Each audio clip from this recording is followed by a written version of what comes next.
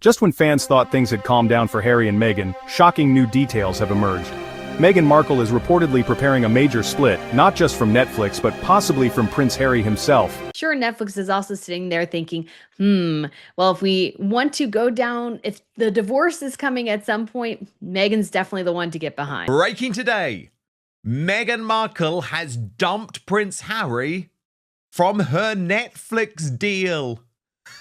She's the rock star now. And the Fresh Prince is going to have to go and make his own money. I'm going to take you through this hilarious and sensational story in just one moment. But Brittany from the Royal News Network, what do you make of this brutal decision for Meghan to say, actually, mate, Netflix is now all mine. You're going to have to go and find your own deals. Well, I think for her, it's a dream come true because she's definitely always been super interested in Hollywood, super obsessed with it. And so I think for her to finally have this deal by herself, I think would be a huge coup. But it's also a recognition of the fact that, well, what was actually successful for them was them together. And so for her to go solo is a bit of a risk here. But I'm sure Netflix as well are thinking, okay, we signed you guys to this huge deal. You hardly made any of the metrics that you were supposed to. And Harry, both of his offerings completely and utterly bombed. Polo and Heart of Invictus totally bombed. And while I think With Love Meghan wasn't as good of a performer as they would like us to think it was, it obviously did make it into the top 10, at least for the week in the United States. But I don't think this is good for news for Harry, but I'm sure Netflix is also sitting there thinking, well, if we want to go down, if the divorce is coming at some point, Meghan's definitely the one to get behind. Well, of course, because we know that she's already shopping this post-divorce book, or at least people close to her are. So this is how The Sun revealed the story, Brittany. They wrote, Meghan is set to land a Netflix deal for a third series of her lifestyle show, but Prince Harry will not be in it. The TV streaming giant's boss, Ted Sarandos, plans to feature only the Duchess, and he even calls her the rock star, sources say. Despite her With Love Meghan series being savaged by reviewers, it will be recommissioned for a third run to be shown next year. The second series, with no Harry or their children Archie 6 and Lilibet 3, has already been filmed and is due to be screened in the autumn. A source told The Sun on Sunday, the relationship between Netflix and Meghan goes far deeper than many people realise. Sarandos has a weekend home near the Sussexes in Montecito, California, and recently said, I think Meghan is underestimated in terms of her influence on culture. Now, regular viewers, Brittany, will know that I've been speaking for some time about this friendship between Ted Sarandos and Meghan Markle. Ted Sarandos has a black wife, and there seems to be some type of, I guess you would say, natural bond there. Meghan's taken them both to see a Beyonce concert, although I would argue this is cynical, knowing how Meghan does manipulate relationships. 100%. Meghan is, I'm sure, fully into, I don't know if you could say flirting, but totally manipulating, I think, Ted, and he's just going along with it, in my personal opinion, because we've seen actual realities of Meghan on the ground, is that her influence on culture is almost entirely negative. People sort of watch her to make fun of her. And so this idea that he has, like, he's, you got to say, almost completely blind to the realities of Meghan. And he's just they're trying to support whatever she's doing, but they're going with a third season of this mess. I mean, they should at least see how the second season performs first, because what we have seen over and over again with Harry and Meghan is that the curiosity factor sucks people in, but it doesn't go over the finish line. That when it comes to Meghan's podcast, it was what, number 1 or 2 on Apple Podcasts that first week. Now it's not even in the top 200 shows. It completely dropped into oblivion. And I think it's even number, I want to say, in the 40s or 50s when it comes to just even business podcasts. What's really going on behind the scenes? Is this the beginning of the end? You won't believe what we've uncovered. Stick around, because this video dives deep into the untold story behind Meghan's stunning decision. And so this idea that she's going to have this staying power, I think, is complete miscalculation. But there's a lot of miscalculation in Hollywood. There's a lot of very, you could say, bad studio heads out there that have ruined massive IPs, let's say Star Wars, for instance. You have a lot of fools in Hollywood too. So Absolutely. I And hate to he's say it, putting but I think his he's one of them. personal relationship with Meghan and Yeah. his personal desire to be seen to stand by her because she is part of a mixed race couple. He's signing up to that woke narrative, her racism narrative. I just feel like it's so intellectually dishonest. But where she's been clever, Brittany, is she has given away a big piece of As Ever to effectively tie Netflix in. Of course, they're going to want to keep on making these series. You know, if she had been a serious businesswoman, Brittany, with a serious plan, like I'm talking about a Gwyneth Paltrow Oh, yeah. or a Martha Stewart, she's not giving away a huge chunk of her business to Netflix because they're simply running a show. But Meghan is so desperate for someone to back her. So this is the problem. She's trapped him in personally. She's trapped him in professionally. More full Ted Sarandos. And also to think that she can do it without Harry, I think is quite arrogant as well, because of course so much of the interest has been to see their interaction together, although these days it's always very miserable. Well, when it comes to the business aspect, I mean, As Ever is a mess. And Netflix, I think, is 100% tied in because I was looking through my emails from As Ever because I got some products and I was able to review them. And in one email, it says As Ever LLC and Netflix. So they were on the same level with As Ever being first. But I imagine Netflix fronted a lot of the money for the production of this. But the product line is massively mediocre. I've tasted the vast majority of it. It's all like just pedestrian stuff. It's not that good. And so it just seems very apparent that Ted is completely blinded by his personal relationship with Meghan to see the writing on the wall here, which is that this is going to fail. She doesn't even market it well. None of it is, I think, waiting so long to restock, I think, has resulted in people not being as interested in the brand, even those who didn't get it, who are maybe the curiosity factor. And like I said, I don't think they made much from the initial launch at all because the batch was No. so small. None of it even ended up on eBay for resale. People couldn't even buy it to resell it at a premium to make money. There just It was wasn't a even enough of it. tiny batch, and 2 months later to have no product restocked is not just terrible. irresponsible, it's embarrassing.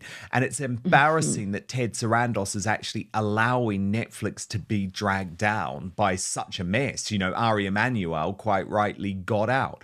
Now, the Daily Mail and Alison Boshoff in the Daily Mail has been doing some more reporting on this deal. And she writes, one well-placed source tells me what people do not understand about the situation is that Ted Sarandos is a massive, massive fan of Meghan personally. He calls her the rock star. There is no way that her deal does not get renewed. Ted is in the Meghan business, and that is not about to change. He's all in. So while the deal will be re-upped, my source said it's on the basis of Meghan's on-screen presence and of her ideas in the lifestyle arena, and not on account of any ideas Harry has had. The initial Netflix deal was with both Meghan and Harry and reportedly worth £78 million over a 5-year period. The couple promised to create content that informs but also gives hope. Their 2022 tell-all documentary, Harry and Meghan, was a runaway success, racking up 97.7 million hours of viewing in its first week. However, it was followed by Heart of Invictus, which, although a worthy look at the work of Harry's charity for injured servicemen and women, was one of Netflix's worst performers of 2023. Last year's Polo, a behind-the-scenes documentary about the sport which barely featured the Sussexes, did not chart. Those who do business with Netflix believe the new deal will be a much reduced offer compared with their current agreement, and it will be focused entirely on Meghan, and this time without a generous upfront payment. And a senior TV and film producer told the Mail the renewal will be crucial in saving face all round, not least for Netflix. It's like Amazon endlessly renewing Phoebe Waller-Bridge's deal despite her coming up with nothing. It means that the executive who made the hire doesn't look as if they made a mistake. I can see why it makes sense to renew for much smaller money. Meghan's not got anything to the screen as a producer. None of the scripted films or TV shows she talked about have come to fruition, but people are fascinated by her on a global level, and that's not true of many people. And what's interesting, Brittany, is we know that the executive here is Ted Sarandos, so he is sort of saving face himself as well, because it is interesting comparing it with Phoebe Waller-Bridge, paid a exorbitant amount of money to deliver absolutely nothing for Amazon. Most people thought she would be cut loose, but in fact she was renewed on much less money, because these people who signed the deal initially can't always admit this was just a disaster. And that's why I actually have respect for Bill Simmons and Spotify for just saying, look, it didn't work. Didn't work. They were grifters. We didn't come up with anything. They didn't want to do anything. We got rid. I would have more respect if that was Ted Sarandos's approach. Oh, me too. And when it comes to Spotify, they were 100% right to cut and run. They're like, this is a mess. They're impossible to work with. Their ideas are crap. And so let's just leave them in a rear view mirror and we'll put our money towards better people. Even if they had to, let's say, give Harry and Meghan some money to cut and run, at least it's better than sticking with them and then being tied to the toxic brand that is Harry and Meghan.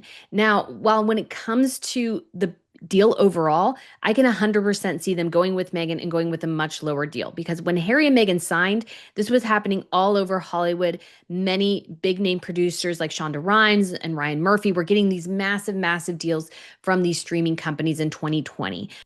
Meghan and Netflix, a royal deal turned sour. In 2020, Harry and Meghan signed a jaw-dropping $100 million deal with Netflix, promising documentaries, docuseries, films, and even kids programming. But fast forward to today, and it's clear the partnership hasn't lived up to the hype. Well, those have massively been rescinded when they re-signed, because some of them at least aren't able to keep up with content. And so they need to reframe and restructure things. And the money isn't rolling in like it used to. We have the streaming wars that's come out with Netflix on top. So Harry and Meghan were better for signing with Netflix. But I think the other problem here is that this idea that people are fascinated by Meghan is sort of a misnomer. They're fascinated to watch her fail. They want to see the failure. They want to see her finally get her comeuppance. And that's sort of the fascination. So the real thing to do, if you really want to capitalize on Meghan, is to do something a la Keeping Up with the Kardashians, a no holds barred view of her interacting in her daily life. That is what actually is going to sell. Nothing else has sold. And as ever, you could say, when it comes to Meghan, there's a lot of noise, but it's rarely converting into customers, viewers, those sorts of things. And so people in the media gotta gobble up the media side, but they're not really going and investing in Harry and Meghan's commercial endeavors. And if Ted Sandros can't see that, then, well, he's utilizing his personal relationship to make decisions, and that's just bad as a business person, well, in indeed, my opinion. Indeed. I mean, Princess Carpuckle, who's doing some great work looking into this, posted over the weekend, Meghan Markle is the worst brand owner ever. No restock in over 2 months. No brand promotion except on Instagram, which is bare minimum. Most fledgling business owners couldn't afford to not push their brand for 2 weeks on social media, but Markle is relying on her connection to the royal family and her title to do the heavy lifting. She did no press, promos, appearances for As Ever. She just threw in some mentions on her appearances promoting her Netflix show. Still no appearances of her products in the Netflix brick and mortar stores. No newsletters, no updates, nothing. That's not sustainable, even for a faux royal. She's lazy, ignorant, arrogant, and will fail because she can't take advice. Harsh but true, Brittany? Oh, 100% true. I've done a lot of examination of Meghan from the business side, and she is, when it comes to social media, exceptionally lazy. And her promotion of her brand, I don't even still understand what the lifestyle of As Ever is that she's trying to promote. She has herself simple pleasures, washing blueberries. I wash blueberries too, Meghan. Don't do it in a kitchen in a house worth $15 million, but I also wash blueberries. What is the point? What's deeper here? Because we're in a very savvy media age. And so we're not as, I would say, enticed by people who are showing random, very curated pictures on Instagram. And she's not giving us, I think, anything of value. And even when she shows, let's say, her, like she's in the kitchen, she posted that latest picture of As Ever, of her in the kitchen. There's no single branded As Ever product. And I would almost guarantee you that that photo was taken for American Riviera Orchard. It wasn't even taken for As Ever. She hasn't even taken the time to re-look at her brand and figure out how As Ever is different from American Riviera Orchard and change up how she is promoting the brand. I mean, I would not be surprised if most of the pictures she's posting are a year old on As Ever because she doesn't take the time to rethink things. She rushes through. That's why all the products are mediocre. Is because she did not take the time to really, I think, go through all the quality assurance processes. I mean, I have mistakes on some of my products from As Ever. I have a sticker that's crooked, like all these sorts of things that should not be happening in a brand that's a premium. But I mean, it goes back to the overall thing. I don't think Meghan knows how to promote her brand, what her brand is. She just wants to say, please give me money because I'm a duchess. That's her whole brand strategy. Yeah, I mean, look at this, Brittany, this latest Mhm. As Ever post. Stir, sip, repeat. Savoring moments, slow and sweet this holiday weekend. I mean, it's I mean, just what does it so mean? bad. It's so bad. It's so incredibly bad. And you can hire people to help you create and manage the brand. Like it's so obvious she's doing it. Sometimes she reposts her own posts from As Ever on the As Ever stories. And I'm like, but there was nothing there.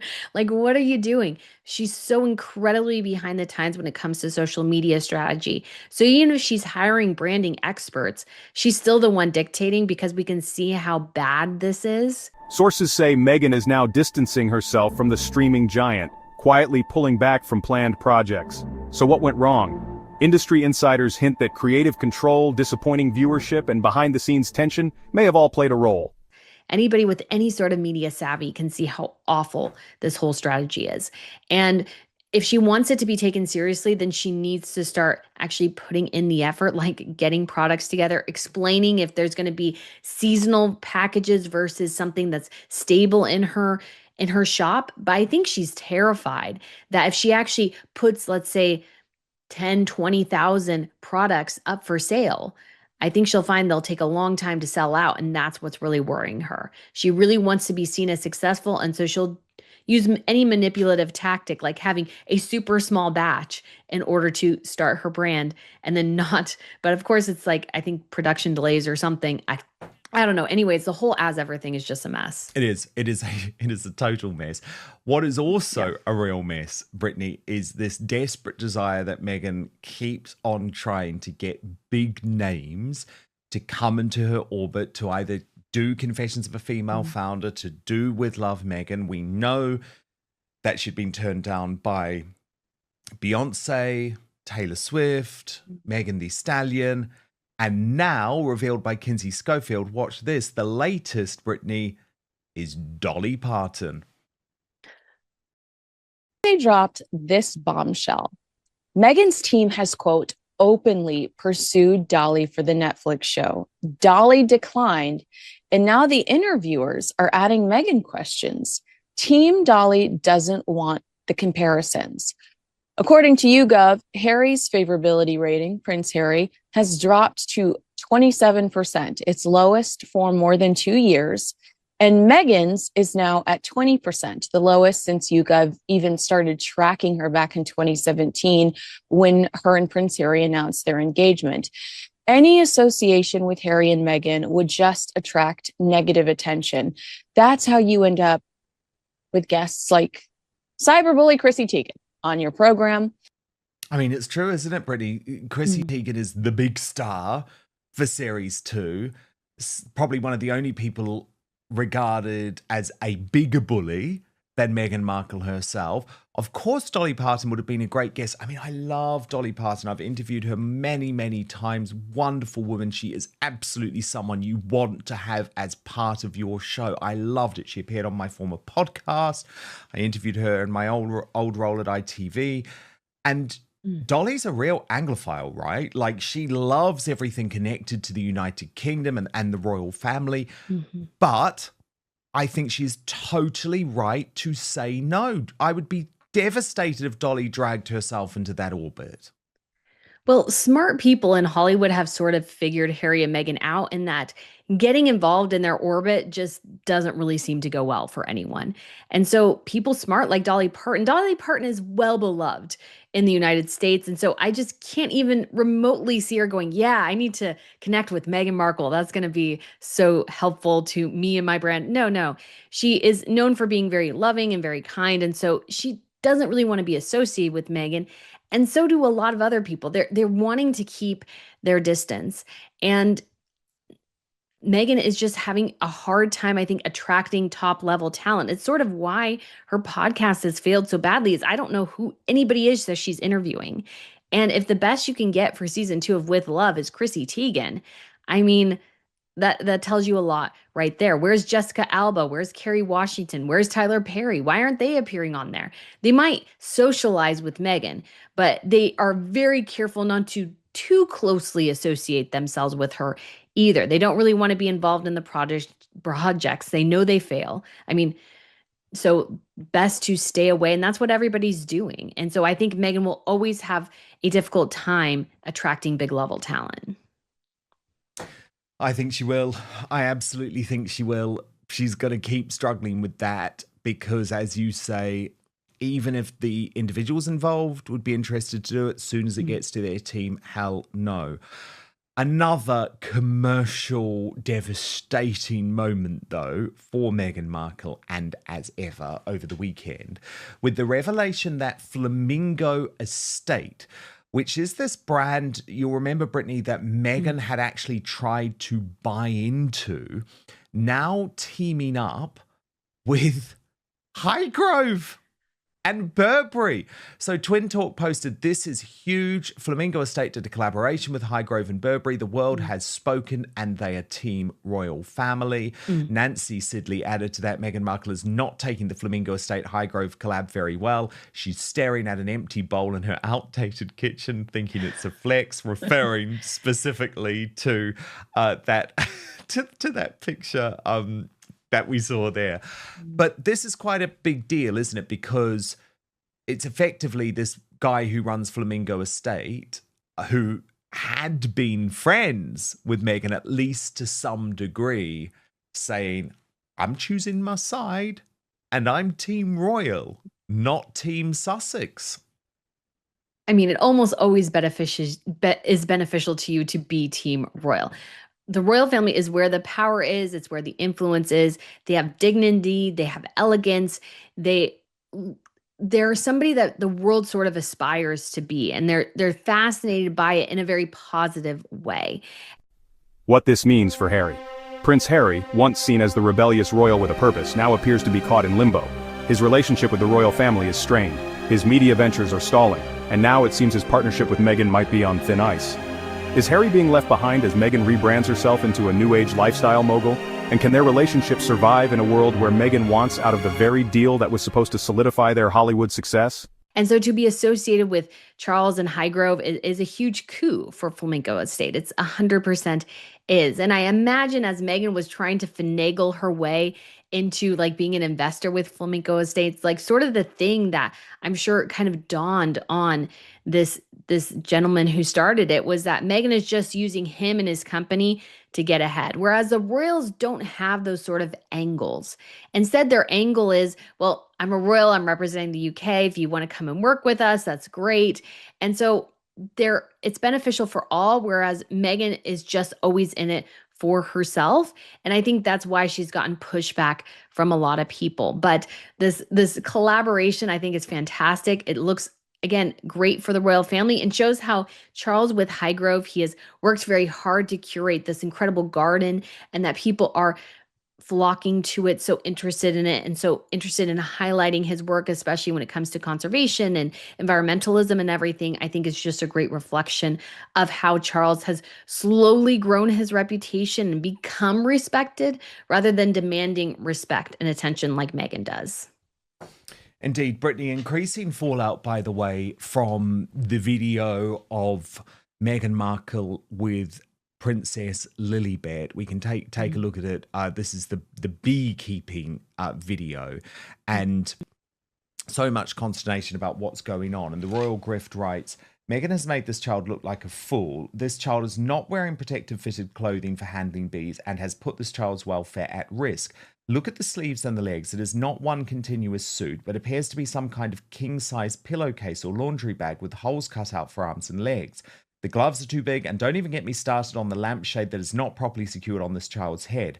Does anyone believe this kid is comfortable or having fun to perform for Instagram? Nothing about this is cute. It's borderline abuse and sad to see. So they're picking up, Brittany, on this idea that I mentioned earlier, that actually it's not properly fitted, this clothing. So which either makes you think one or two things, Brittany. Either Lilibet is at risk if there are real bees there, or what I believe, which is that this is just a publicity stunt, because you'll remember that when Meghan was pictured in with Love wearing the beekeeping outfits, lots of beekeepers, my auntie's a beekeeper, came out publicly and said it is so obvious that she's never actually worked with bees before. I mean, look how clean it is. Look how clean it is. And she was also wearing jeans in that episode. And so it's interesting now that she's all of a sudden in the whole beekeeping outfit, but she's just dragging her daughter along for a publicity stunt.